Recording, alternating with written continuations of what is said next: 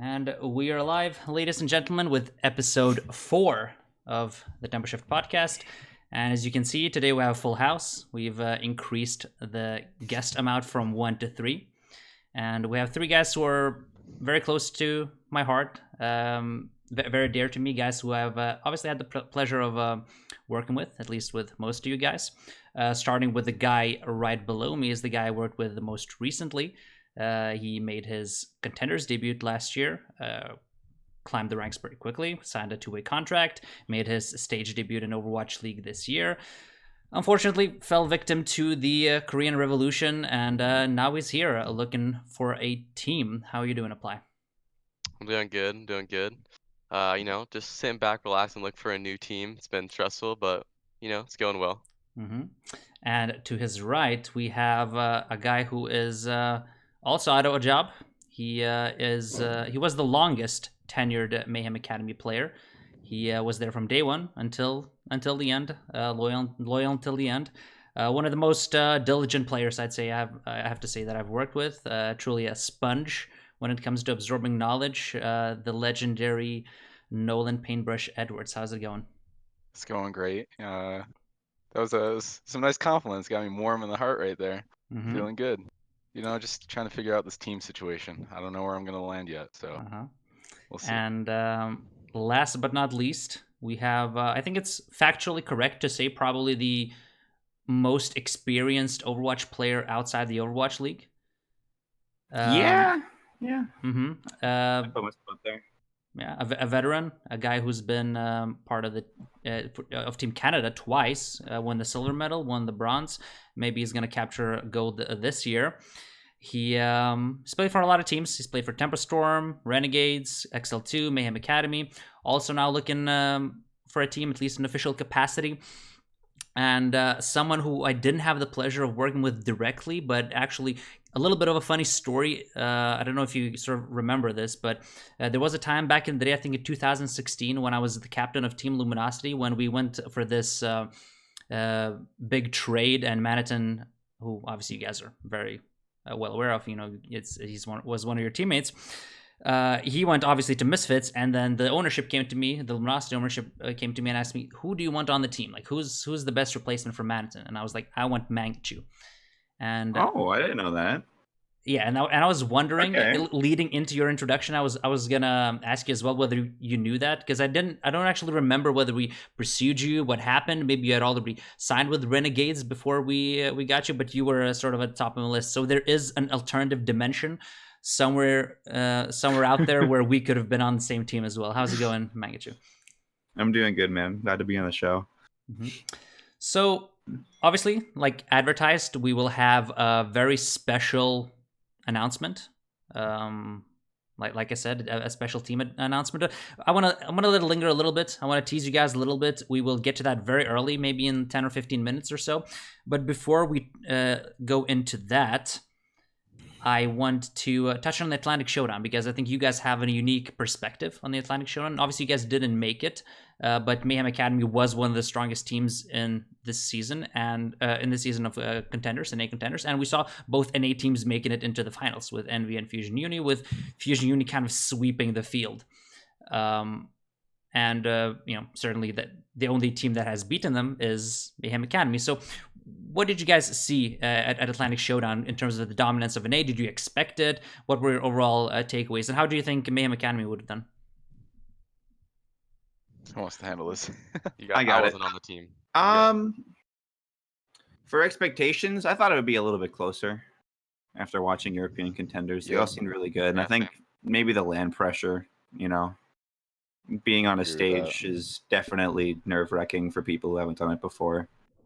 I thought we would do pretty well if we went to Germany.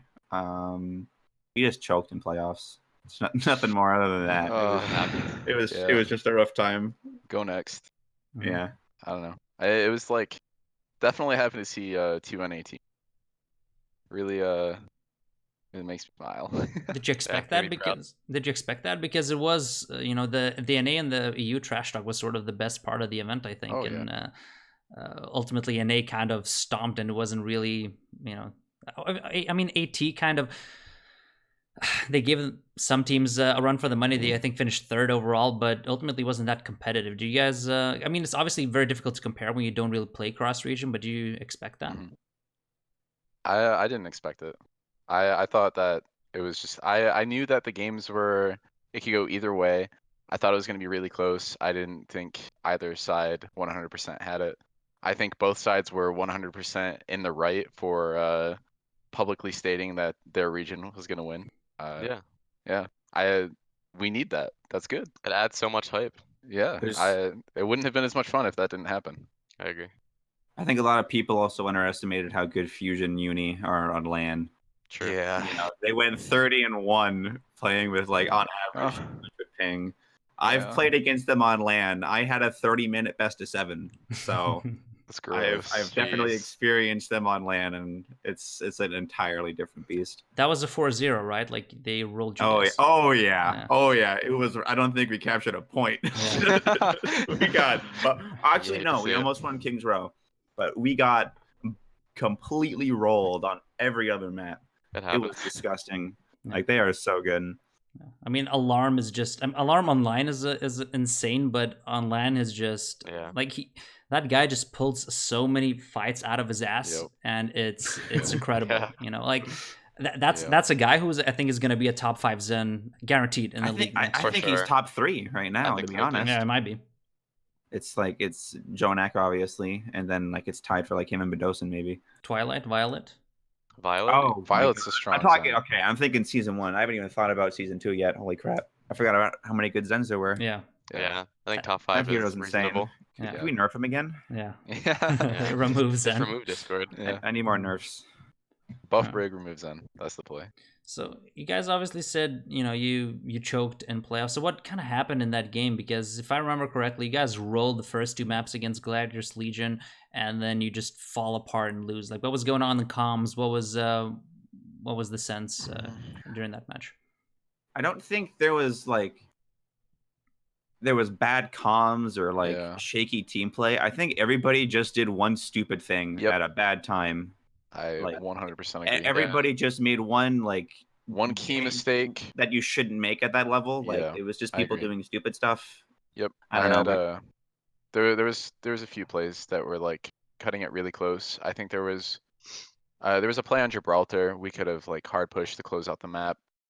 There was a fight on Hanamura first. I don't know if it was our first or second defense. But we were like on point with like 4 or 5 ults. I think they had 3 or 4 ults on the board, and I called for like a beat engage. I thought we would be able to like push, get on top of them, like force out CDs, end up trading out the fight with ults and closing out the map, and it was just not the right call situation. Yeah, I was in the Uh, room during it, and no one was yeah. really like flustered or tilted or calming crazily. It was just like it Yeah. happens. Yeah. It was just everyone had this one play that We just, did stupid stuff and they Yeah. popped off. Like I think Yeah, everybody they on their played team very played well. really well in the I mean, second they half. deserved the win. Don't get me wrong. Yeah. They did. They very strong team, good players.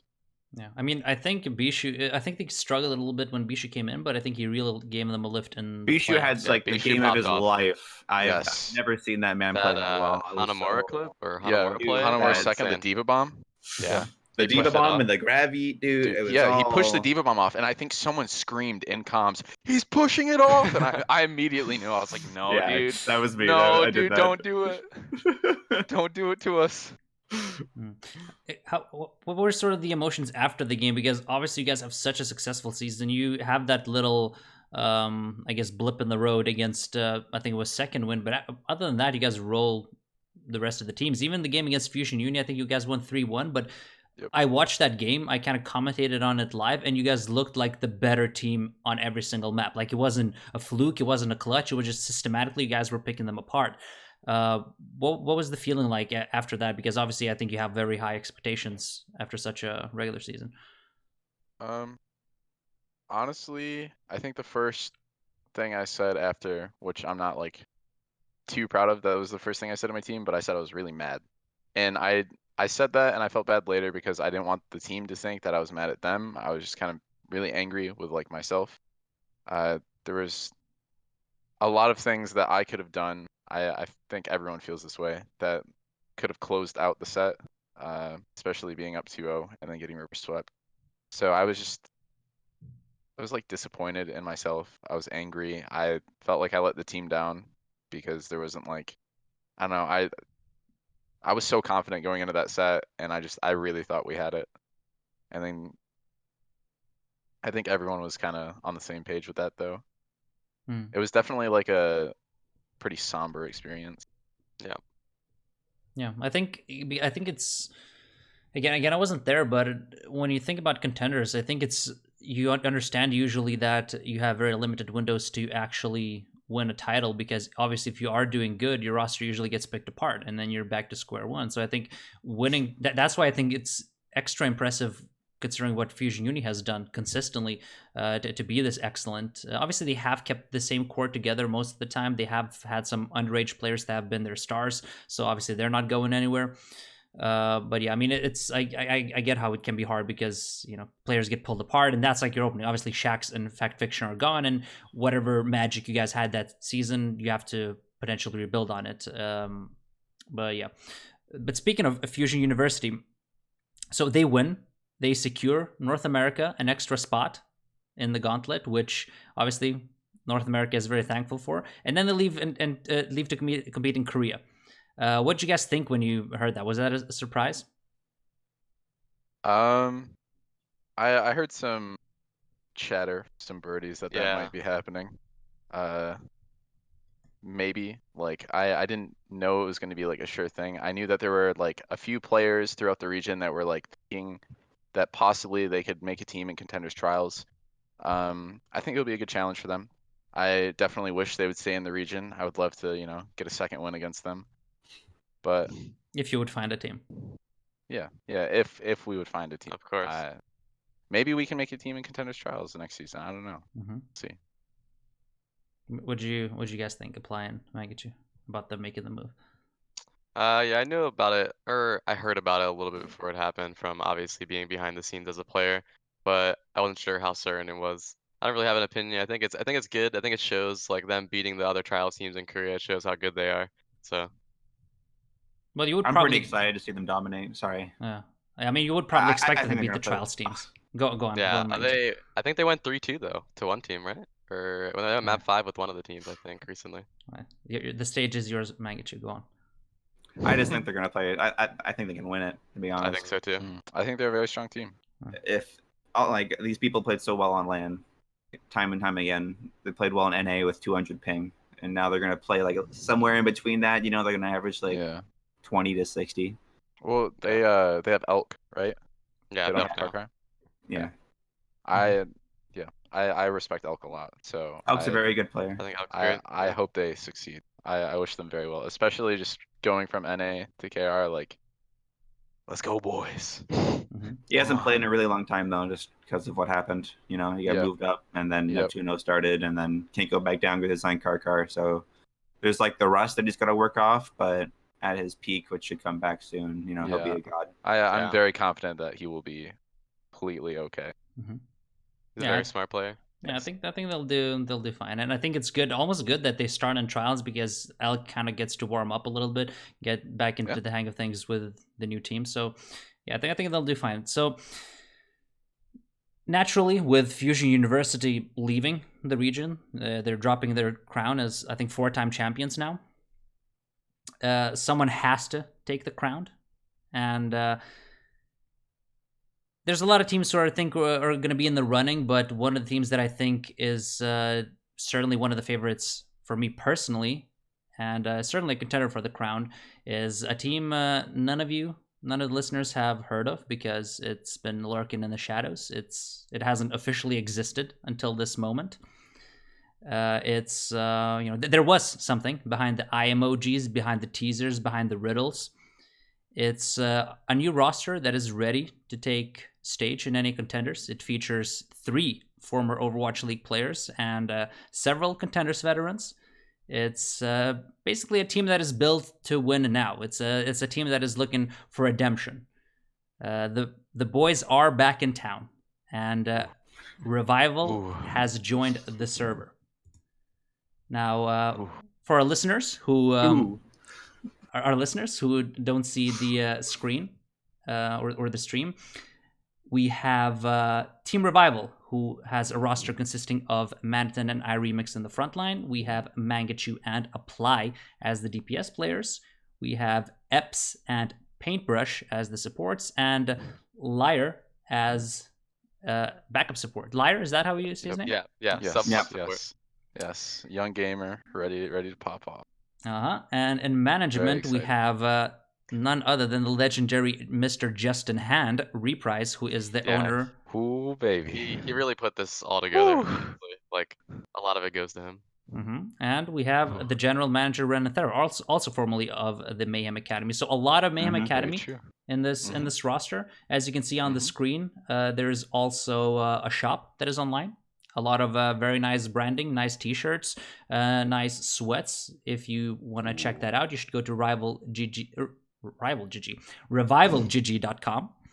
And buy the stuff, support the guys. Obviously, they're here to take contenders by storm. And obviously, we have to talk about this roster and how everything came together. But I kind of want to talk about it in a chronological order. So I want to start with Mayhem Academy and move up until this point, so that we kind of get to get an understanding of how you guys got here. So let's start with Mayhem Academy, because you guys have a strong season. Obviously, you see what's going on with the main roster, with the roster going full Korean, and obviously you have to be a little bit worried. Like what were sort of, especially for Mangachu and Paintbrush, because obviously Apply was in a different situation. What was sort of going through your mind at that time, kind of leading up to the decision? Did you know that the decision was imminent? Was it sudden? When did you find out? Were you shocked? What was going through your minds? So since I've been with Mayhem for so long, it definitely it kind of felt like a punch in the gut. But I don't want to say that in a way where it was like I was entitled to like a spot on the yellow team or anything like that. It was just like when I pictured my future, it was me staying with Florida. It was me staying with the people that like trusted me and gave me the resources to grow and like kind of turn into the player and person I am today. And I definitely thought that we were going to see a Western roster at some point. Once I heard the decision was to go full KR, I knew it was time to kind of start looking elsewhere. Unfortunately, it would take me longer than the time frame I had to actually learn the language. It was kind of upsetting. I felt sad, honestly. Like the very first time I heard that, I felt upset. I knew that like it wasn't the end of my career. I knew it was just like a go next. We'll figure it out. But yeah. How What did about you, Mango? How did you feel, Mangachu? Because for you, this feels like almost a second time of the same thing Deja happening. vu? Yeah, because XL2 was the same thing. Like, you guys perform so well, and then you guys get dropped. They go for this mixed roster. You don't really know what's going on. Same thing here. You guys perform well, so you're sort of doing all the right things, but you end up looking for a team again. So what was going through your mind throughout the whole process? I've gone through it already, so I mean, I think I was more upset about the fact about the losing the opportunity to play with the roster again and work with the staff. I had the same feeling leaving XL2. Like looking at it from a business perspective, like they sold 2 people already, and we have 2 Europeans on the team. So at most they can get 1 Korean player or drop everybody else. Like just looking at it strictly from business, like they're not going to profit off of us at all. Like they can't move anybody up, and they've already tried selling us, and they sold 2 people. So like can't really do anything with us anymore. So them dropping us was completely fine. Yeah. But it just sucked to have to like go through the process of trials again and like losing the experience of playing with this team, because I've only played with them once or for 1 season. And I said this on Twitter, but I think this was the most productive and professional team environment that I've played with. And yeah, 100% agree. It sucked to lose it. Yes. We had many discussions after the announcements, or we were told internally, and we all kind of came to the same conclusion that we wish we could stay together longer. It was definitely the best roster any of us had ever played on, and I'm very happy that Mango was able to join the family. And I say family, and I really mean like every person on that roster. I would do anything for, and I think anyone else would do the same exact thing. So. And I mean, for Apply, because your situation was a little bit different. Obviously, you were with these guys. I think you were also able to build this special bond with, like, what Paintbrush is talking about. Definitely. But you were in a little bit of a different situation. You were kind of in limbo for a long time with the decision to go full Korean. What was sort of your feelings regarding kind of your situation during that time, and how everything transpired, and then looking at what happened with the Mayhem Academy guys? What was going through your mind? Were you thinking? Were you also thinking about, oh, maybe this is a chance for me to kind of hook up with with the old guard? Yeah. At first, I was really obviously frustrated about the whole, roster decision to go full Korean, and I felt like, I don't know, it wasn't too big of a deal because I knew that it wasn't the end of my career. I knew that I would always have another place to go, and we knew pretty early about that, like about the Mayhem Academy team, and I knew pretty early about Shax and Fact leaving, and I'm pretty sure like what really got the ball rolling on this team was like we had Korean barbecue talking about our other team offers, and Mangachu was literally like, why don't we just make our own team? And everyone, like, the Yeah. light bulb was just like, wait a minute, we can do that. Yeah. And I was like, all right, well, let's try and figure it out. There's one thing that I feel like should be included. Everybody that was above the age was a little intoxicated. So little it bit. was just a little bit, you Little know. bit. One of our last Korean barbecues with a team. Yeah, it was literally like pretty much the goodbye dinner. We Yeah. were, Yeah. and we I thought was of on the other end of the table, and I heard that out of like I heard the side conversation. I'd make our own team. it. That's a good idea. So was that not put in the air until like literally last Yeah. dinner? Yes. Yeah, it was like it was a casual idea that I talked to Reprise about. Like it was, Mayhem said they would give us our spot if we stayed together as a team, Ooh, yeah. which is very generous of them. Yeah. And it was an option. We all wanted to look for options that involved a salary first, and Mhm. money is nice, and living in a team house is nice, and everything. And then it just got to the point that like none of the teams gave the same environment. It was a different experience, and this team spoiled the shit out of me. So like, I talked to Reprise about it. We were all a little drunk, and it was a very big dream at first. It was a very big dream. We had like this huge plan to do all this stuff, and then Reprise just stepped up. It just like some switch flipped, and he just became like this super adult, and He went full GM. Actually. Like he made the website. He the house that these two are in right now. Look, I mean, they did a terrible job at hiding it. We have a house. They have a house. Like we have a house. Reprise did literally all of this. He's one of the hardest working people that I've had the pleasure to work with. Actually. And to stay together on this team with him is like absolutely amazing. This team would 100% not be a thing if he didn't step up and do everything. Because all of us are lazy. Literally all of us are extremely lazy. And then Reprise just comes in and says, all right, I got it. And then he just dominates. Like he did everything so well. He told us, he's like, I do not want you guys to have any of this stress. I'm going to take care of anything. Only thing we took care of was moving, because he hurt himself. So we're like, all right, we'll handle the moving. Everything else he's got. I guess will help. I guess will help. If we really have to help, we will. Yeah, but he did a lot. I like the second we heard from Florida that they were willing to pass the contender slot onto us so we can keep going.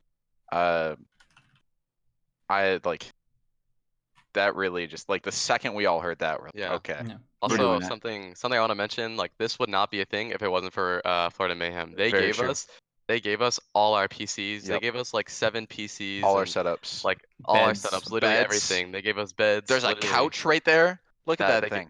Yeah, we would not be able to do this at all if they didn't help us. They gave us all our PCs from Al and everything. It was like, so shout out to them. Yeah. I definitely want to say that like I know people are like, they rag on Florida for the decision, but they really do have good intentions. Yeah. This team wouldn't be a thing if they didn't help us out a lot. Very true.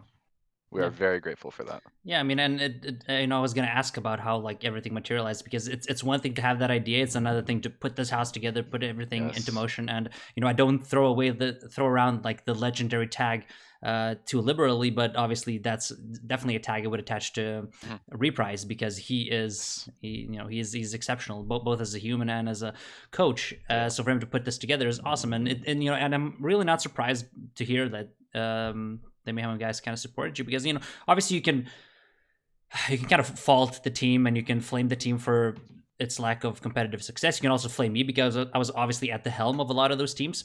But something that, like you guys say, you should give them credit for is that at least the guys at the top are really good people, and they take care of their own. And for them to do this for you guys, to give you all PCs, to help this materialize, is it's huge, because you need help to put something like this together. And I speak from my own experience as well, because when I was burned out, the organization supported me exceptionally well. And I know, especially Matt and John are two of the best people I know. So it's really heartwarming to hear that they helped you guys with this.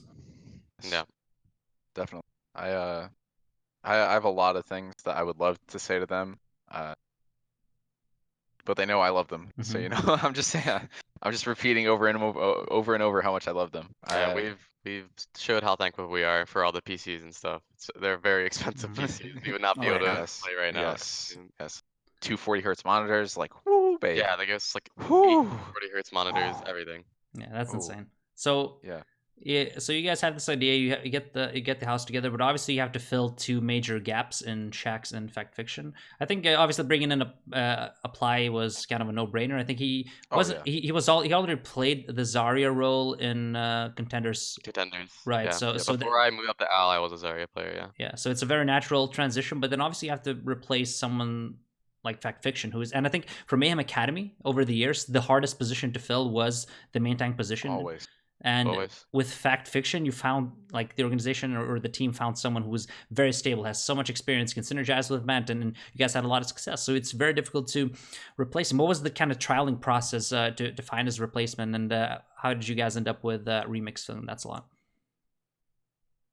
There's probably not a whole lot that we can go like into it, just because it involves leaks. But Remix is kind of like a love at first sight type of thing. We were scrimming a team that consistently beat us in the past, and in my opinion, I thought they were a very good team.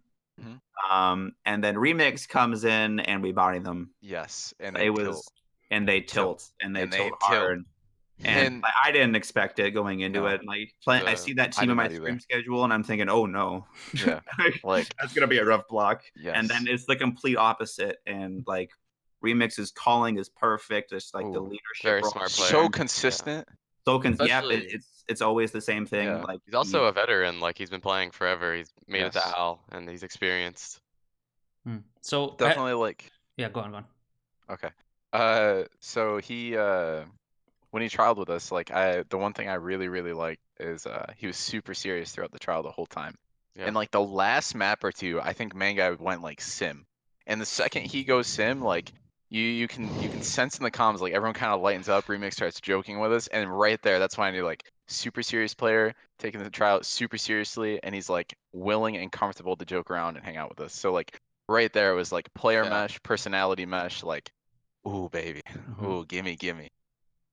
I agree. So now that you guys kind of have the roster together, is it the plan for everyone to move in? Like, what is the situation? Because you have two Swedes. Are they coming over? What's the situation like? Mangachu and Manatun are pretty certain of going into the house. I don't think we figured out the rest so far. Reprise is also staying in the house right now as well. So right now in the house, it's me, Paintbrush, and Reprise, and Mangachu and Manatun are coming a little later, and I think we're still figuring out the other two. I am literally gonna talk absent moving out. I know he wants to like be with his friends, his family, because it's been a while since he's been able to see everyone. But I need my support duo. This house is huge. Come on, we man. can fit everyone. Yeah, I know Epps is watching. I know he's watching. Come on, Epps. You gotta come, baby. Look at this. Please. Come on. So where are you guys staying? This door was. Where are you guys staying? We're in Marietta right now, in California. It's like hour and Is a it half away. Murrieta or Merida? I'm pretty sure it's Marietta. It's one of I those don't know. two. It's one of those. It was 101 degrees yesterday, dude. Come on. Is It was pretty hot Yeah. over here too. That was in- gross. I have in no North idea. Hollywood. I have no idea where that is. Is it really distant from like everything else? It's an hour and a Um, half south of North Hollywood, From where we were, yeah. from where we living were in the living, where apartments. I am right now. So you guys have nothing to focus on except for gaming. Like that sounds like Only gaming. that sounds like a situation we had with Luminosity where we stayed in Mississauga, and it's a very nice area. Everything's nice, but there's really Yes. nothing going on. Like to get Yeah. to Toronto City Center, it's like 20-30 minute drive. So all you do is stay inside and play. So that sounds like a Yes. similar situation. Yeah, I mean, I'm fine with that. Realistically, fine. we didn't do anything. Like Yeah, we literally only hung out and played games with each other. we lived So, in North Hollywood and yeah. still didn't go outside. Yeah. I mean, like we occasionally went to Universal. Occasionally. yeah. I didn't even know there was a zoo like 10 minutes away. I did not know that. Like I found about like I don't know, maybe a month ago when Manga's like, yeah, Manga's like, there's a zoo right there, and I was like, what? Are you serious, dude? Come on. I don't know. I'm very excited for the house experience. I've heard from Manga. He's told me, he's like, listen, man, apartments are better. Trust me, the house is just you got a lot of people living in the same house. You want your own space, but like growing up, my idea of esports and being with the team was you're in a house with everyone. Like, it's that close knit family. Like you wake up, you go into the living room, you game.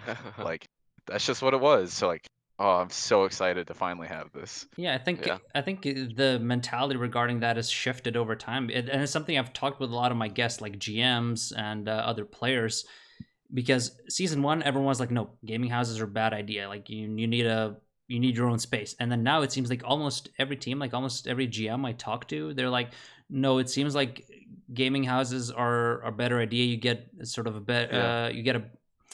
I mean, you just synergize better with your teammates. Yeah. You rely on your team a lot more, and It's also cheaper. yeah, That's exactly. very Way true. cheaper. Very Which is That's probably the biggest one. exactly, which is what if you think about it that way, then yeah, GMs are definitely incentivized to say that. Like that's definitely Spend their less best. money, Exactly. Yeah. Yeah. Okay. I like obviously since we're just starting the house experience, I can't really say from like personal experience, but I think it'll build a better like stronger team culture. And I think so like, too. I like team culture is so important, and I definitely think that apartments kind of like make a split. They kind of make it clicky. I don't know how to explain it. We were pretty good about it because we still had the facility and like we would still all hang out. But Mango was definitely like over in his apartment in his bedroom gaming WoW and like other things. Fact was I'm just always on in that his grind, room. dude. Yeah, Come I mean, on. I respect the grind. Yeah, Classic I WoW get that. grind. I understand it. I'm either zoning out in the privacy of my own room, or Yeah. I'm zoning out in that room. What's the Very I don't know. true. There's Very not much true. of a difference. I personally, I just like to be around people. I like to be, like Yeah. camaraderie, like team. So Pop off. something I think we have to touch on, because this is something that's been increasingly popular to talk about. The one of the most important currencies in Overwatch, which is the Scrim exchange. Ooh. Obviously, I think there's a lot of advantages of staying together. It's something that, again, like I talked about in Al, you see most of the teams that are doing well, they're teams that were either have a core from season one, or they're teams that brought existent cores from Korean contenders or whatever it may be. How is like scrims going for you guys? What do you think? Do you guys feel like that's a big advantage for you guys? Does that raise your expectations for this season? Scrims are going very well so far. I'll say that. I wouldn't say it changes my expectations with the team, but it's just, I'd say it's just comfortable. Yeah.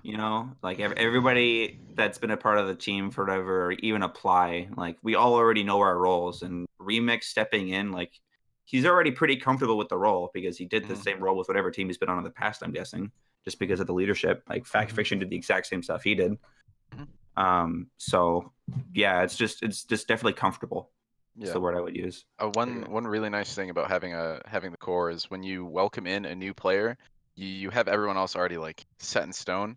They're already super comfortable with each other, and they just kind of welcome in that extra person with open arms. Just like, get on in here, buddy. Come on. Just kind of scoop them right in. So. But what do you think, Apply? Because obviously the rosters, the Mayhem Academy rosters you were part of, you guys built a lot of you guys obviously built a very tight bond, but there wasn't a lot of competitive success. Even with the Fact Fiction coming in for the first season, you guys made a lot of progress individually, I think, but there wasn't a lot of competitive success until Mangachu eventually came in. How do you feel about the whole situation? Because, again, you didn't really win with the previous roster. Do you feel like this is the chance to actually do it? Do you think you've reached a point in your career where you're ready to really kind of capture a championship in contenders and with these guys? Yeah, I think so. Like even during my whole time in Al, and I'm still competing the stage 1, I was always hanging out with the academy team during like the entire season. So like that synergy and like that friendship was already there. So like I'm very easily fitting right into the team again. I think we'll do great. Mm-hmm. So what about sort of the opposition that is left? Funi is out of the way, but like a lot of teams made changes, including you guys. You guys made a lot of changes, but other top teams, other academy teams have made a lot of moves as well.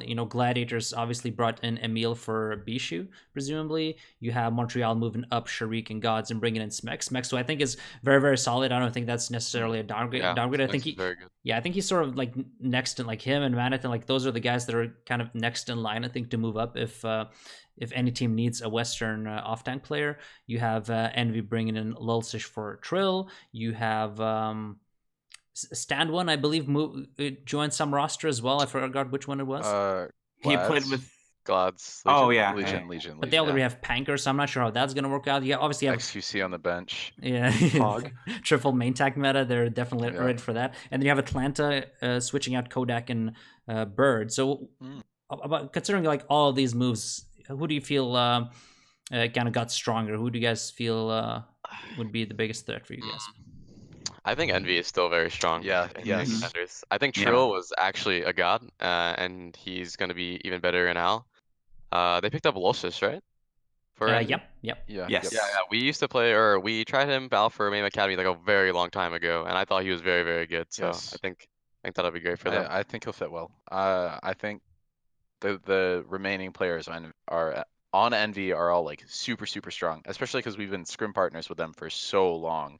It's like we've been alongside of them with all of their development, and it's like I'm not scared of them, but I'm eager to play them and see where we stand against each other, because we are actually in groups together now. Are you? Yes. Yeah. I thought that wasn't the case. I thought that wasn't the case. Yeah.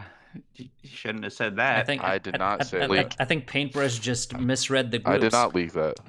I did. So. Oops. Okay, cut off. So I gotta go, boys. There's 2 teams in one group, and then it's everybody else in the other, and that's it. It's just us and NB playing each other like 8 times, That's great. And anytime you accidentally leak... It's going to be grand finals anyways, so who cares? Anytime you accidentally leak something, just throw some random stuff out there to try and cover it up. You know, like everyone's already seen it, but Applies just... going to Nixel. True. See the jersey? It's an NYXL jersey. I'm going back to XL too. This is all a scam. I'm just going to aggressively drink water for the rest of the podcast. I can tell Pain is flustered now. It's over, dude. We're gonna call it now. God damn it. So moving on to try and salvage that. One of the interesting moves, I guess, was, and I think actually Elk moving down to Funi could sort of be part of this discussion as well. Kodak moving down to Atlanta, I think opens up for a lot of interesting discussion, and then Elk moving down as well, because this is a talk I had with Dogman when he was on the podcast, was that I think it's important for players who are playing in contenders to, when they get a contract offer for Overwatch League, to really consider, like, is this going to be a spot where I'm going to be able to grow as a player and potentially secure a starting spot? Am I signing on as a backup and I'm going to have to develop? But if I don't get playtime, I might not actually develop. So you do get a paycheck, you do get a lot of job security, but at the same time, you might kind of wither away as a player.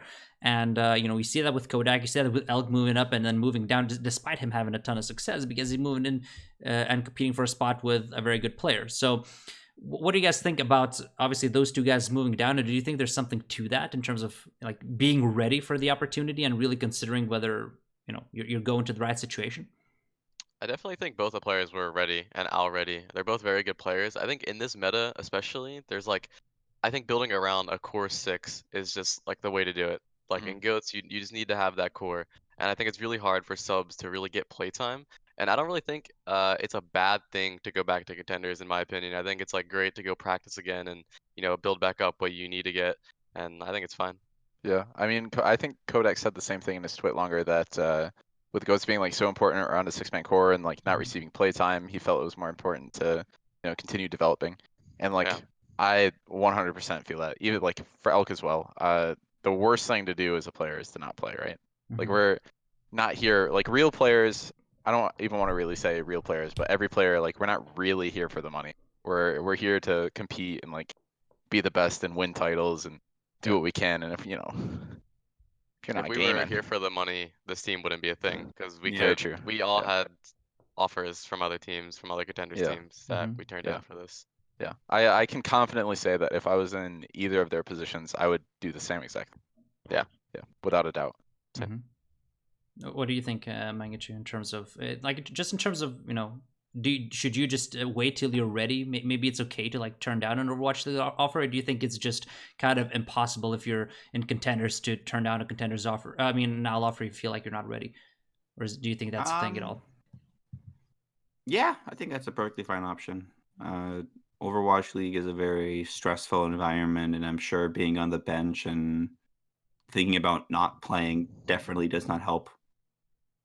So just chilling in contenders and focusing on growing as a player is definitely a viable option. Yeah.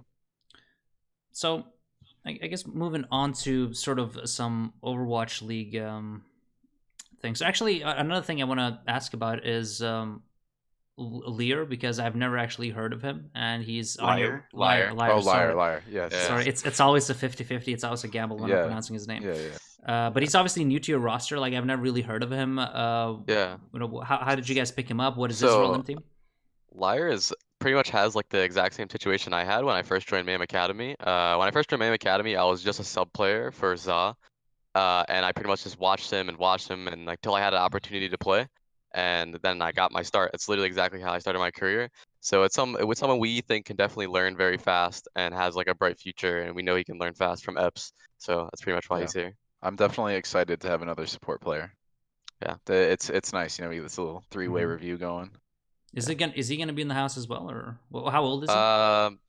He's 18. We're not sure. We still don't even know if the core are gonna be in the full house, so we still have to discuss that. We actually just moved into this house yesterday, last night. How like big? we're aiming to get everyone. Oh, how big? Everyone How big is the hopefully house? does. It's very big. There's 5 rooms. Yeah. 5 or 6 rooms. There's 5 rooms, but there's Yeah, actually more rooms. The pantry is a bedroom, and like it's huge. It's fine. Yeah. We'll put 2 beds in there. Not a problem. Okay. So I guess moving on to some AL stuff. Something that I think is an interesting discussion point, and something that I thought was a little weird was the fact that between stage 2 and stage 3 there was no big patch. Like there's nothing that really changed. Everyone's complaining about goats, and there's no real patch. So what did you guys think about that? That there was no big patch, and do you think 2-2 is the only solution? What are you guys feeling? How can we make goats go away? I think 2-2-2 is the only thing you can do. That's unless if you like completely kill Reinhardt, like you give him like a 800 HP shield or something, they just run Winston in it then. So like there's nothing that you can really do. I feel like the synergy of each character just provides so much value. That Really good at playing the clock, really good ult cycle. Yeah. Everything just works so well together with the way Blizzard designed each individual character that you have to cut them off at some point and say you can't do this anymore. No. But it feels like it's obviously it's such a big change that fundamentally changes the game. You obviously have to change ranked and everything. I'm okay with it personally. I can't remember the last time that I enjoyed playing a comp that involved like more than 2 of something, to be honest. I feel like forcing these players to play roles that they chose not to play is ridiculous, and it just shouldn't be an option. Like, a lot of flex DPS players don't like playing Brig. I think I'm the only one in existence that genuinely does. You enjoy playing Brig? I used to hate it. I used to hate it. Yeah, I distinctly remember you saying that you didn't. I've almost been removed from teams for disliking it, but too much. But it's gotten to the point to where like I literally just started screaming, "I love goats and Brig," and I feel like it's now just implanted in my head to where I actually like it and I respect it now. Yep. But and my play has improved a lot because of it. I I agree. think I'm a better Brig than a lot of players in Owl just because I like the hero and everybody else hates it, so they don't learn it. You're willing to do it. Yeah, Mhm. we've had even Wub hates it, and like we've talked to him many times. We're like, listen, man, if you just do what Manga's doing, if you just embrace it, you're gonna see your rate of improvement just skyrocket. So eventually, you know, you get him saying, "I love Brig." Hear him And it screaming works. in the facility as he's Goats, swinging but his little mace. Yeah. anyways, the point I was making before was it's understandable for people to dislike that hero, not because of her design, but because of the fact when like I launched the game, I think I'm gonna play damage heroes, and then some guy in voice says, "Go goats," and I have to lock a support hero. It's Going like goats. that shouldn't be a mindset that people have. Yeah, I mean, I completely agree. I think it's the thing is it's so hard to balance the game now because, like you say, even if you nerf Reinhardt, like they tried this, they tried nerfing every single Goats hero between stage 1 and stage 2, and nothing changed because, like you say, of the synergy. Like the composition works not because every single hero is strong, it's because of how you can pressure objectives and how you can out sustain poke, and even if there is a composition that directly counters it, you just win one fight, you stabilize, and then it's over, right? And you can also have different variations of the 3-3. You can, you saw Shock pulling the Batista out, right, against some teams that rely a lot on DPS compositions, and then eventually the other team swaps to 3-3, and then you're screwed ult economy wise, and you just lose the game. Like it was sort of the study that I did why the bunker compositions went away. Like that's just how it works. So I feel like 2-2 lock has to happen, but it also it is such a big change that it doesn't feel like it can happen this year, right? That will completely change Overwatch, I think. I don't know. I mean, last year they added Brig, and Brig completely changed Overwatch in stage In my 4. opinion, And I feel like that's just like the common theme was where Blizzard lets like the really overpowered thing exist for 3 stages, and then they say, boom, new thing, and then the entire game changes. Stage 4. For stage 4 in playoffs. But that's so. but that's sort of a hero release. Like this would be just like it structurally makes the game. Let's be honest, you're releasing like 20 new heroes because people can pick damage heroes now, but before that just wasn't an option. Yeah. So I would not put it past them. I don't know. I think it's the right pick. People are not going to watch playoffs if it's just all goats. Yeah, because I noticed that the viewership does seem to be going down. Dropping. Yeah, it's dropping. Goats is very difficult to watch if you don't know what's going on. It's you're watching Overwatch with the expectations of it being a first-person shooter, but you can honestly compare it to watching like a constant MOBA team fight. Yeah.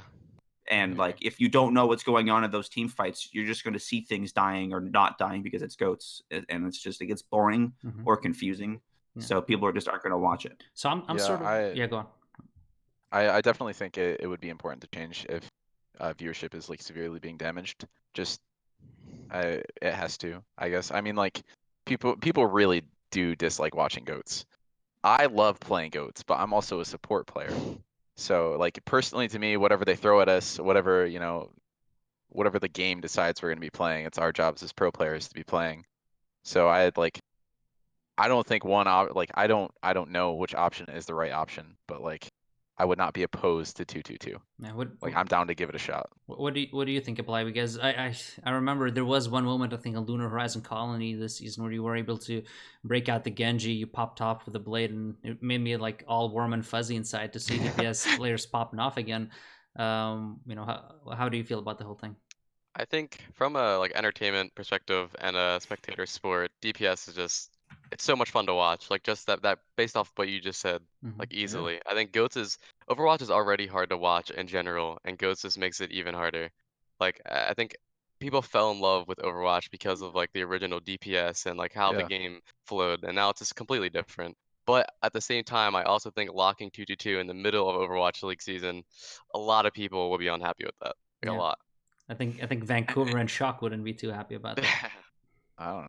I mean, they still have good players. Actually, yeah, they have bench players who are probably grinding DPS on ults. Yeah, that's true. They have like as long as they're telling like I'm assuming if 2-2-2 is coming out stage 4, Overwatch League teams already have that information. They're not just gonna throw it in their faces and say, "Hey, look, this new thing, this new meta."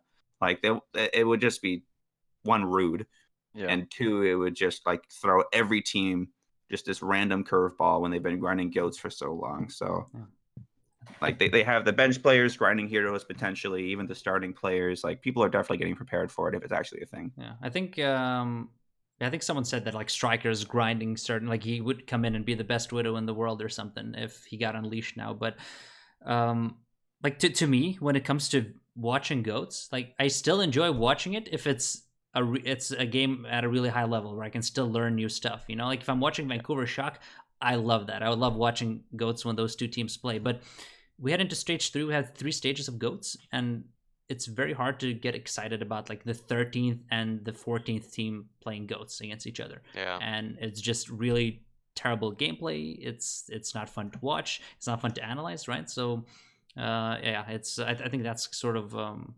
that's the hardest part. Like watching the bad teams. And goats is kind of brutal. But so if we say they would introduce 2-2 before stage 4, who do you think would have like the biggest boost in terms of performance? I think Mayhem would be pretty good, honestly. I'll say I think Sombra would be very OP, and BKB is a god on he's that a hero. very good Sombra. Mm-hmm. Yeah, that team, maybe Valiant.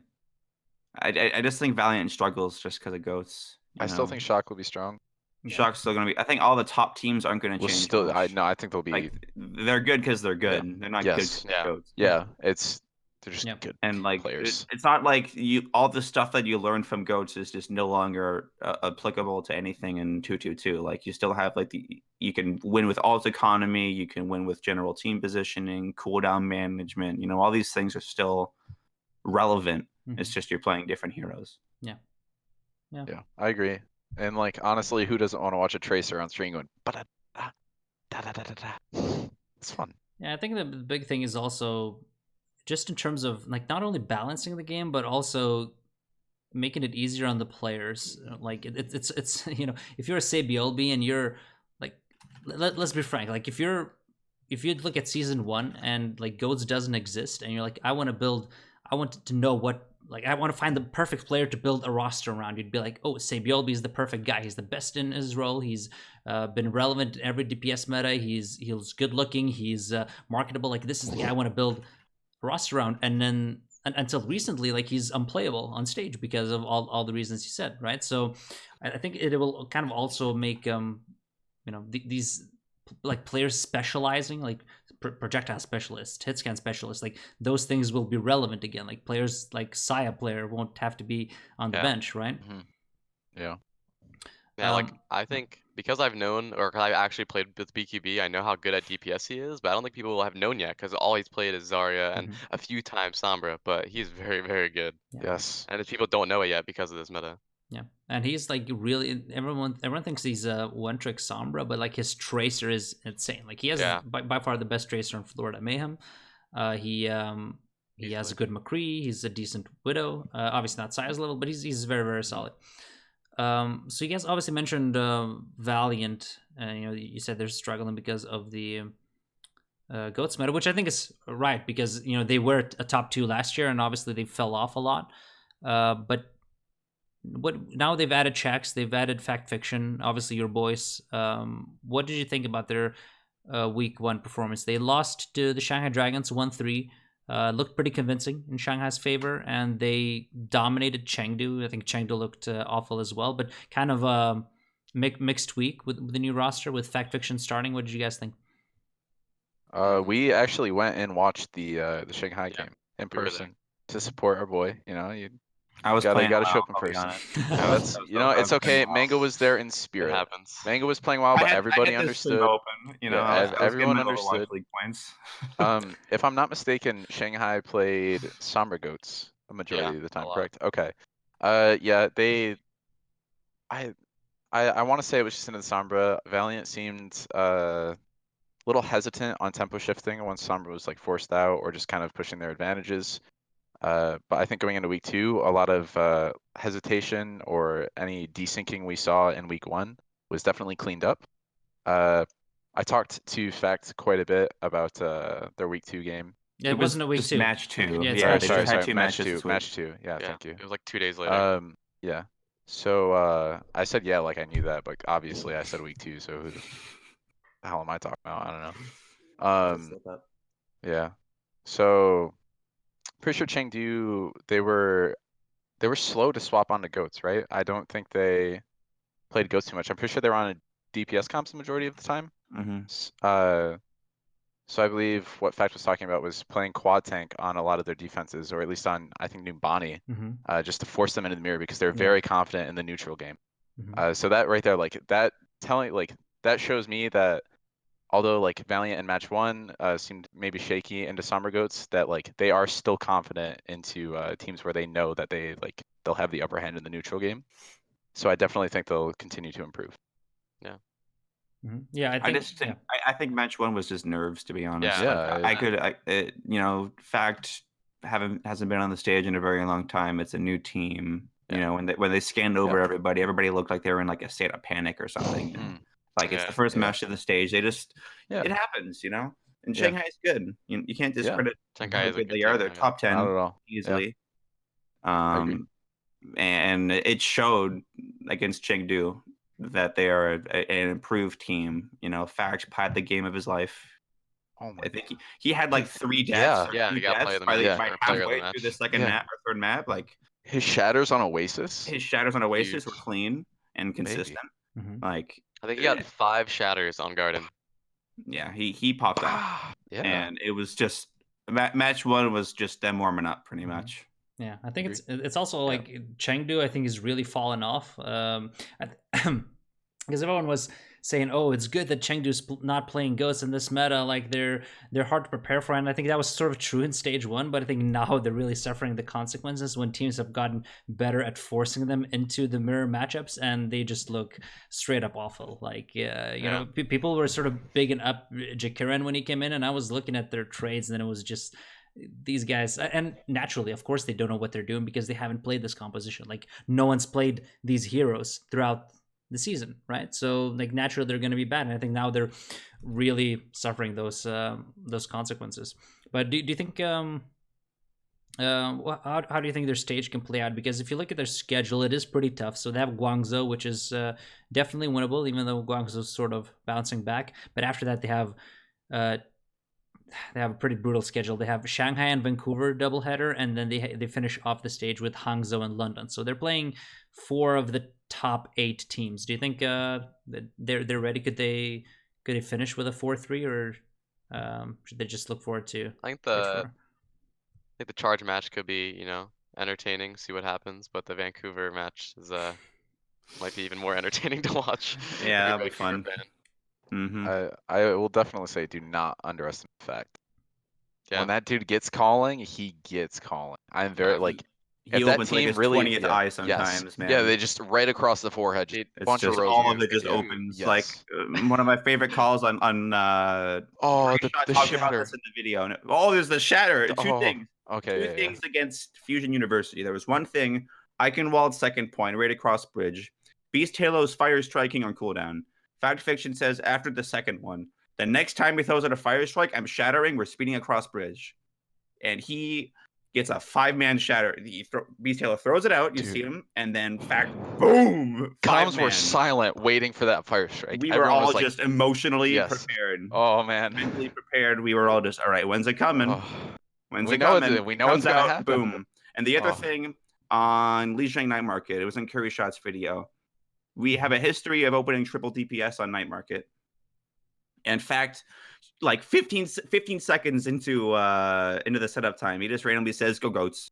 And we say, "Okay, we lock Goats." They're on full dive, and I hear the man scream, "I'm so fucking smart!" Yes. In the middle of the match on Night Market. Yes. Yeah. Yep. They came out on Sombra floats. Sombra Tracer. Yeah. Was it Sombra Tracer? They came on. They had like a ball and wait. No, they were Winston. No, they were Winston. It's in Curry Shot's video. Yes. It's a good video. That literally like the one thing I'll say about Fact is like he is a beast. So everyone else's job do whatever you can to unleash the beast. If he makes a call, follow it because he does not have time to give the explanation. Just trust that his Giga Chad brain is just ready to go. You just follow it. Just go. If you watch the Valiant game VODs and every time the camera's on him, he is always talking. He is it's hilarious. A little chatterbox, dude. Yeah. I mean, if you think about it this way, I think Fate, I respect Fate a lot. I think he's an exceptional main tank. but clearly I think they just didn't have the synergy. And I think even though on paper you would say, oh, like Fate's one of the best tanks in the world, but like for this meta especially, having someone like Fact come in, someone who has been successful in a GOATS meta and done very, very well in Academy and is comfortable shot calling, versus someone who might not be like as happy maybe with the situation, might have lost, I would assume there were some trust issues as well when you're doing so poorly as the Valiant was doing. I think someone like Fact Fiction coming in, like not only performing well mechanically in his role, but also stepping up as a leader, can really kind of get the team going. I agree. So do you guys think, like, presumably we're just staying GOATs, do you think anyone can challenge Vancouver and Shock this stage, or is it just Nope.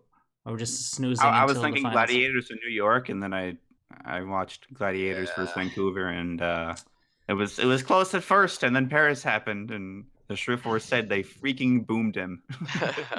Yeah. From Paris on, it was rough. So, I think a big factor is Shock started scrimming like really early before the season started, and Vancouver has all the contenders experience, so they were literally just ahead of the curve. Like they were planning super far ahead of time, and it obviously worked. Is there no way of catching up? No. I think the way GOATS works is it's honestly like a weekly meta. Like the things that Mayhem Academy did week 1 were things that we would never do week 7 because they were bad. Yeah. Like double boops, Diva Lucio looking for boops to get Ryan Hart's out of locations were like crazy. Yeah. No one had ever thought about those things before in GOATS ever to begin with.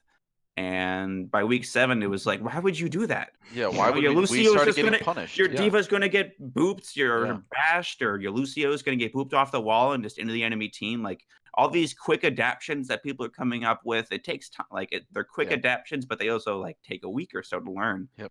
So like Vancouver and Shock are like months ahead of every other team. Mm-hmm. I think your best option is to literally yoink. Yeah. You study the hell out of the VODs. You yoink, you understand the yoink, and you apply the yoink. What is the yoink? You just steal their strats. You just steal their stuff. Whatever they're doing, you do. I think that's the best way. Yeah, I think if you have a gap to close, yoink it. Yeah, but I mean that's sort of how the meta develops as well. Like it was the same thing with grab bombs. Like those teams start doing it. Everyone starts doing it. Like no one is comboing anymore. Everyone's screening. Like the ult usage is completely different because people understood that there's a very easy way to negate you using these 3 ultimates. So you just use one at a time. We also spoke about Shanghai and their Sombra goats, and I wouldn't say more teams are running Sombra goats. New York Excelsior obviously did, and they destroyed London, which was a very weird game with SVB coming in. I'm not sure whether that's because like there's been rumors that Meko is sick, whatever. Maybe that's the case, and SVB won't play, but they actually look decent on Sombra goats. What do you think about Sombra goats? Like, do you sort of, because you guys experimented with it a little bit as well. I still think Sombra's, even though GOATS is a thing, Sombra's probably the most broken hero in the game. Yeah, I mean, she's so oppressive. Like, the Sombra GOATS ult cycle is so oppressive as well. I still semi-agree with what Super has to say about that playing Sombra GOATS is a cop-out. Yeah. I mean, if you play Sombra GOATS, you're bad at actual GOATS. I agree with that as well, but it's definitely like Sombra's design is just super frustrating to play against, and it's very good at punishing teams who are either not playing well or not in sync. So, like, running Sombra GOATS in trials against other trial teams is like the team with Sombra GOATS is going to win most of the time. It's a viable strat. It's a better strat in ranked, debatably. It's a better strat in pugs, But, like, at the top level, teams are going to know how to punish a Sombra. She's sitting in the back line shooting people, just speed amp, run out the 5 people. It's a 5v6. You should win it. The Sombra has to recall and be out of LOS even more. So, like, she's never going to be a part of the fight if you're always taking advantage of where she's located and, like, just running away from her pretty much. Yeah. A really good example of that is Kings Row first defense. We would play GOATS, and a lot of teams would play Sombra GOATS on their attack. Their Sombra would rotate up back alley, up high ground, and shoot us from top clock. Yeah. So either mid-rotation or the second she would pop up top clock, we would amp speed and take the 6v5 behind statue. So there was like a 4-second window where she was literally useless in the fight. So it's like, you can't always do that, but that's like generally how people are gonna like react in the Sombra Goats. I mean, But it's yeah, I think it's get also a EMP little fucked. I think it's a little map specific as well. I think Kikosro is kind of a bad map for Sombra Goats. Like we experimented with quite a bit as well. It's just you can't, especially defending with it is impossible because you just give up the first point. But what do you think about maps like with a lot of high ground on defense? Do you think you can make it work there consistently? So I'm thinking Lunar Horizon Gibraltar. Colony. Gibraltar is one where actually a lot of teams have pulled out. Like even Vancouver started pulling that out. Do you think that they can be better than Goats on those maps? If you think Sombra is better on those maps? On Sombra D? Yeah, because that's where they've No, I think they'll just push up high ground. And then Yeah. I don't think your Sombra will get value if they push up high. Yeah, I think there just need to be like high ground flanks, I guess. I think would be the better option. Like I think it works on King's Row, to be honest. Yeah. Being able to sit on the high grounds and like shoot on people who are just playing on point. Like the high ground isn't relevant enough to where you have to control it to win the map. But it's relevant enough to where if people are up there, you can at least do something. And I think Sombra is really good at capitalizing on those things. Yeah, I think a good example is if you watch the Valiant and Shanghai Gibraltar match. Valiant went under and didn't take high ground at all, and by the time the cart was to server, they had EMP already, and they just lose, and it just keeps cycling that way. Like you really need to just push and take like the Sombra out and not let her farm. Yeah. So I think it's just maybe teams aren't that used to playing against Sombra on those maps because, like, what do? Like, you stand on high ground, you put your Sombra on the bridge, and you just give her all the resources, and she farms. And, like, your Diva and your Lucio can't really boop her off of that high ground. So you get a lot of ult charge there. But I think ultimately, like, teams will just realize, okay, well, if they're playing Sombra Ghost, let's just push high ground first. Like, before we even push the payload. Like, leave our Brig on the payload, everyone pushes high ground, shoves her away, denies her that ult charge, and, you know, like, you waste a little bit of time, but you negate that. And I think by week 2 or 3, people will kind of realize that as well, because now a lot of teams have been, like, even against Vancouver, like, I think Sumasu is, like, standing up there, and they're sending a solo Diva at her, then they're sending a solo Lucio, and, like, you're not going to get her away. You're giving up, like, 50% ult charge, so. You're just giving her ult charge, Yeah. I think a good thing on Gibraltar, too, is if you can get down into car wash and then amp speed and get into server, if you can get your back into server, you can negate a lot of LOS. And then you step out to payload and you go like lower right mini under the high ground. So that might be better, but I think by the time you get there, she'll still have an EMP anyways. So yeah, yeah. I guess that sort of covers most of the alt stuff I was thinking about. I mean, obviously, a big news and the big reveal heading into stage 3 was the jersey reveal, right? Like the alternative jerseys, 15 teams. So obviously, apply rocking the Mayhem one. So you guys have the list of all the alternative jerseys. Give me your 3 biggest losers and winners of the jersey. Okay. Okay, so let's go in line. Apply. Go ahead. I understand why Outlaws has that design, and I do think it's not as bad. Like, I'm pretty sure it's a tribute to like the Astros, but I just don't think it looks that good. Which one did you say? I think Outlaws. I think I honestly, I might be biased, but I think the Mayhem one is like the cleanest, and also it's like the most improved from their other one. That's why I think it's the best. I think that's the only important part for Mayhem, to be honest. I think the jersey is super overrated. I don't think it's the best looking jersey, but I think the improvement, because the Mayhem colors before, let's be honest, they were trash. Like, they're not good colors.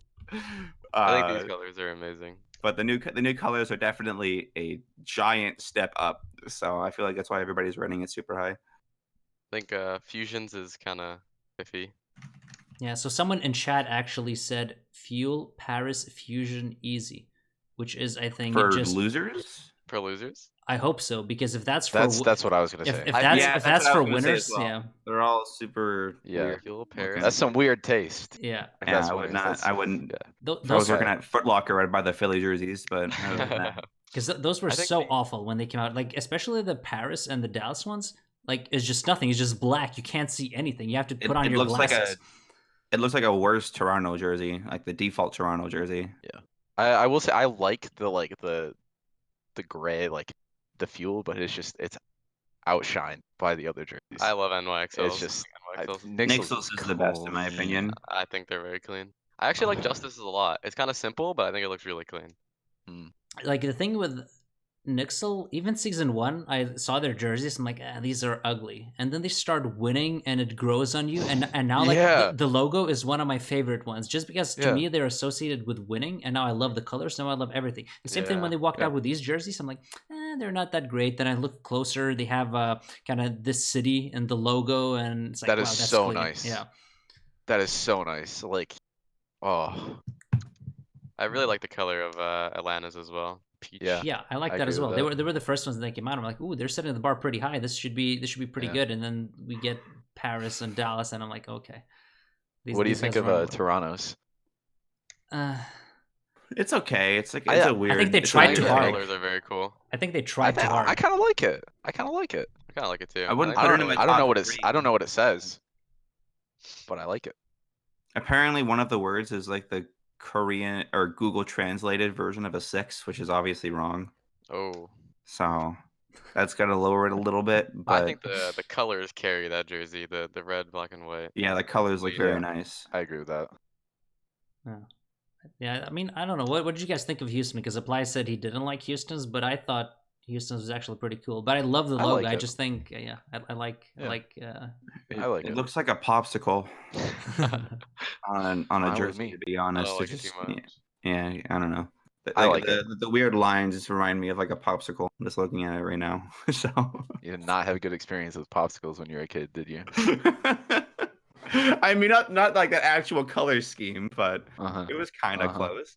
I think I see it. I think Sparks was pretty cool actually as well. Yeah, I like Sparks a lot. Yeah, I agree. And I really wasn't a fan of London because it felt like London just ripped it. Like, ooh, look, everyone likes Sparks jerseys, so let's just kind of take their design.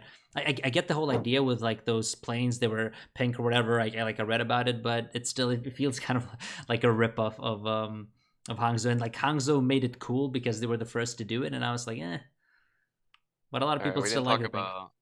We didn't talk about Shock or Gladiators yet. What do you guys think?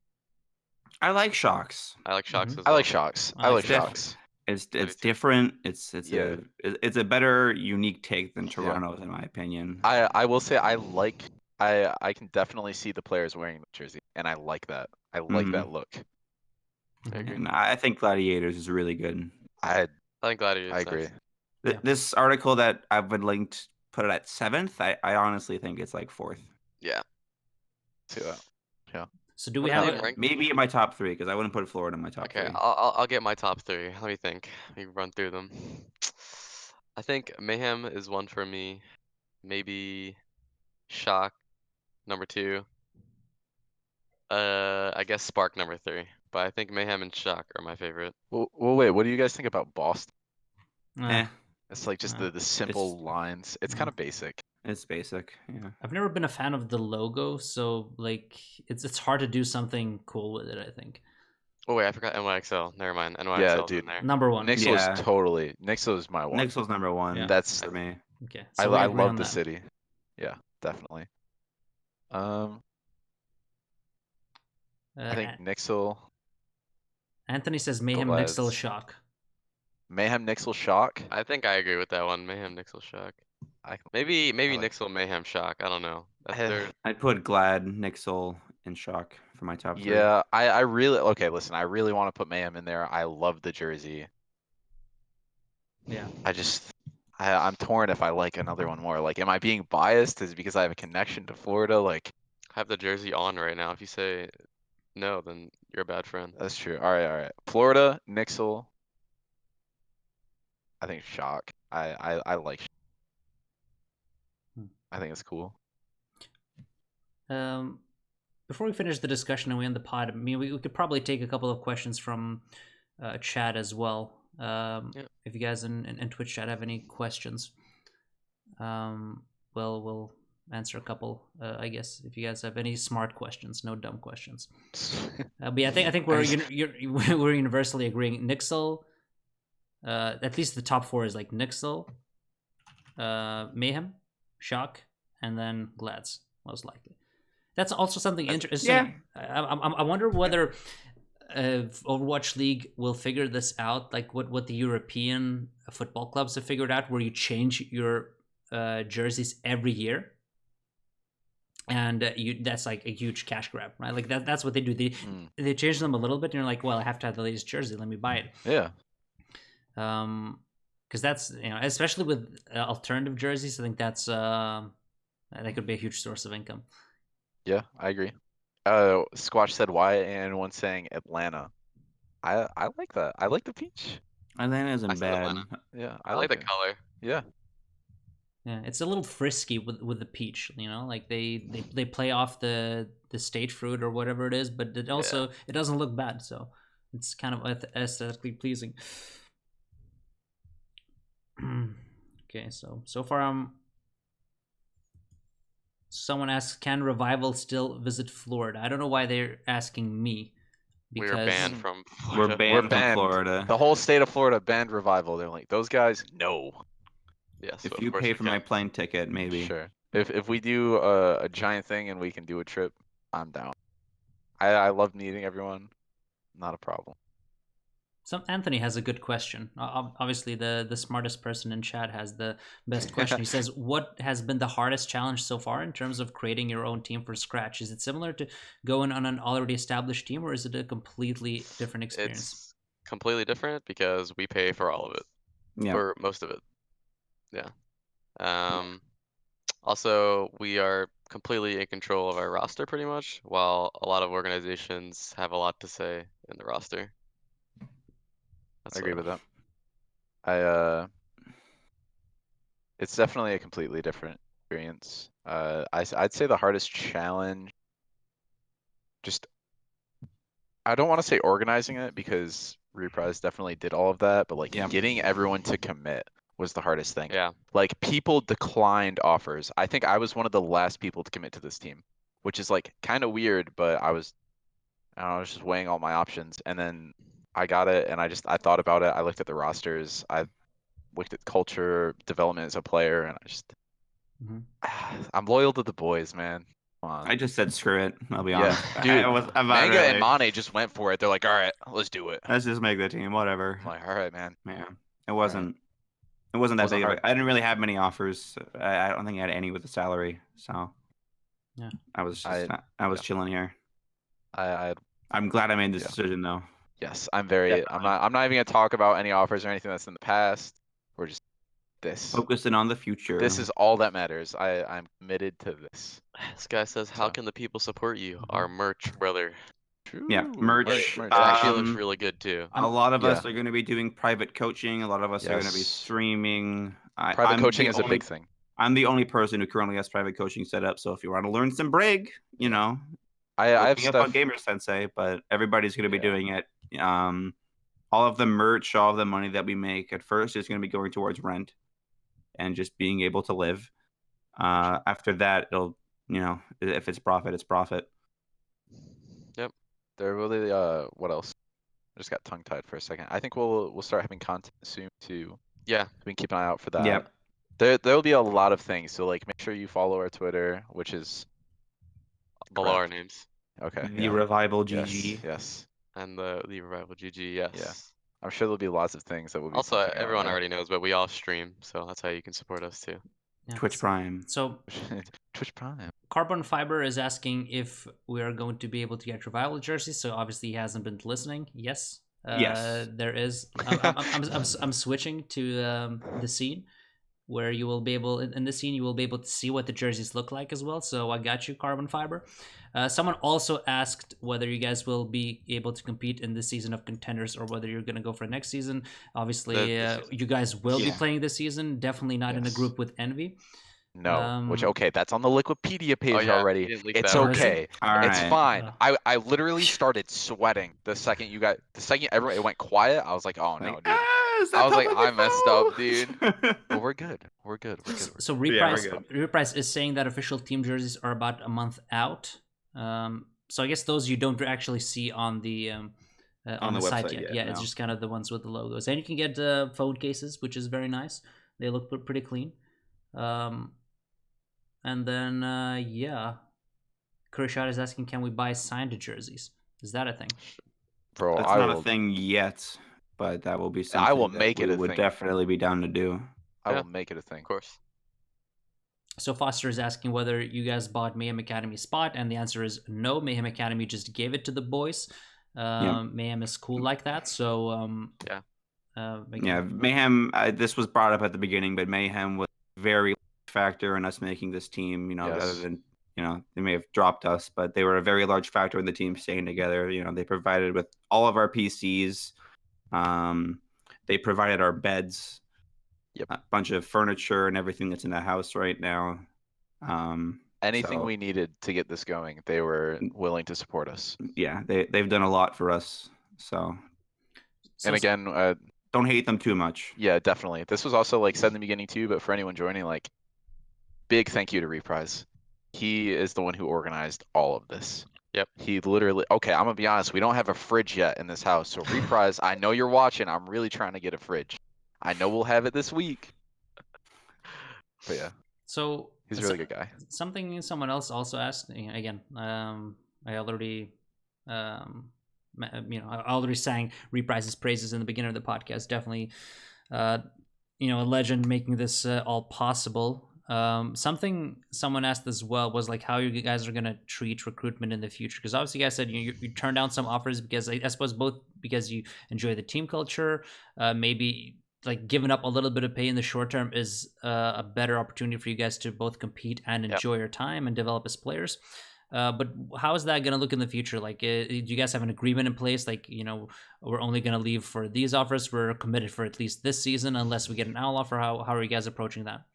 It's just Overwatch League offer. offers. Yeah, I don't think anybody Owl has offer we any intentions of going. Like, people have turned down Academy offers. Yes. Yep. Like, not going to name names, obviously, but people have been offered salaries from teams that pay decently, and they said, I would rather play on this team for nothing than on another team for something. So we're all committed in contenders. If Overwatch League offers come up, then we all understand that. We wouldn't. It's an owl offer. What are you going to do? Say no to it? Like, come on. It would be wrong of us to blame someone taking. Yeah. I definitely. I'm not sure how the contender slot works going into the 2020 season. We may have to place really high to keep it. Okay. Just going off of what happened last time with teams either dropping out or just, I don't know what happened, but people had to place like top 2 or something to keep their contender spot last year. So I mean, it's just kind of hard. Yeah, it's difficult to gauge as well because I think the contenders landscape changes drastically every season. This season there were a lot of changes. They introduced the showdowns. They introduced the gauntlet, which wasn't a thing last year, right? So that stuff is probably bound to change as well. Like, who knows? Maybe every team will have to have like an academy roster. Like, there's been that would be great. There have been talks about that, but obviously now a lot of teams are voluntarily pulling out, or obviously Funa's moved to another region, but a lot of other teams are pulling out. So who really knows? But if that happens, then obviously everyone should have a job then. And how would you guys approach that in terms of, say, like an academy team or an L team comes to you guys and they don't have an academy team, but they want to make you guys an academy team? We've talked about that. We're not really sure. Like, obviously, if it's a good offer and we can't turn it down, we would take it. But we really like this Revival branding, and we think a lot of people will as well. Ooh, yeah. I just want to say real quick, it wasn't just Florida, like the org, that helped us out. There were multiple people that have been very critical in us making this happen. So like all of our branding, our logo, Anthony. and everything. Big boy Anthony, thank you very much. Real man right there. The Very legend. clean. Allegedly Yes. the only Mayhem fan. Yeah, allegedly. Yeah, I mean, the Mayhem guys really hooking guys up. That's awesome to see. Yeah. Let's see, what else?